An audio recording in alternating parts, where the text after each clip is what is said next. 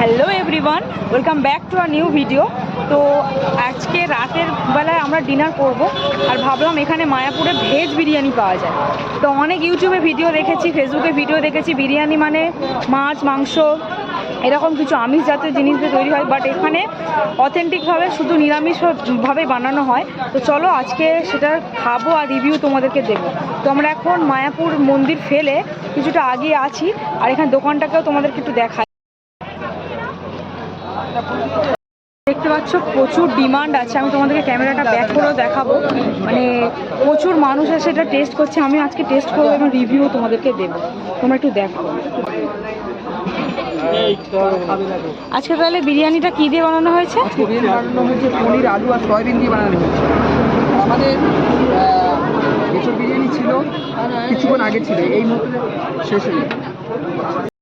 তো বন্ধুরা, তোমরা দেখতে পাচ্ছ প্রচুর মানুষ এখানে অপেক্ষা করে আছে ভেজ বিরিয়ানি ট্রাই করার জন্য। আমি অপেক্ষা করেছিলাম আর এটা দেখে বিশ্বাসই হচ্ছিল না যে এটা ভেজ বিরিয়ানি।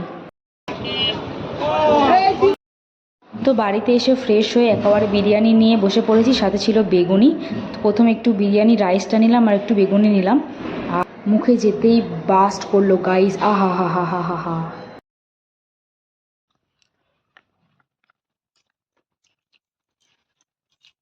শুধু মাংসরই অভাব, সত্যি একদম প্রপার বিরিয়ানির মতোই খেতে।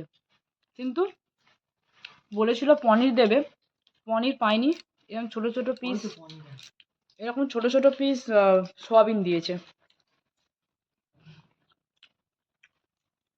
সয়াবিনের ভেতরেও কিন্তু ফ্লেভারটা ঢুকেছে, মোটামুটি আমার ভালো লেগেছে। এরপর একটু আলুটা ভেঙে তোমাদেরকে দেখাবো। একদম নরমই ছিল আলুটা, আর প্রপার ফ্লেভারও ভেতরে ঢুকেছিল। তো অল ওভার ভেজ বিরিয়ানি আমার তো খুবই ভালো লেগেছে। তোমরা কারা কারা ট্রাই করেছো আমাকে কমেন্টসে অবশ্যই জানিও। আর এরপর নতুন কোনো ভিডিও নিয়ে, মায়াপুরের কোনো ভিডিও নিয়ে আবারও দেখা হবে তোমার সাথে। Till then tata.